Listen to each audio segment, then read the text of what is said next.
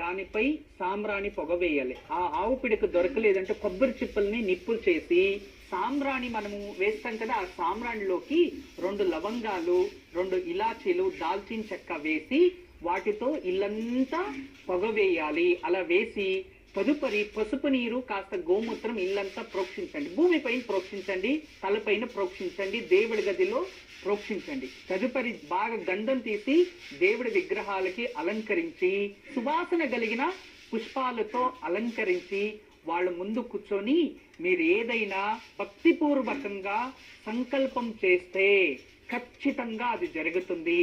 సంకల్పం చేసిన తర్వాత దత్తాత్రేయ స్తోత్రాన్ని పారాయణం చేసుకోవాలి. అలా చేస్తే మీ సంకల్పం త్వరలోనే నెరవేరుతుంది. భక్తితో చేసే సంకల్పం నెరవేరేందుకు ఈ రోజు సాయంత్రం ఆవు పేడతో చేసిన పిడకను రాజేసి సాంబ్రాణితో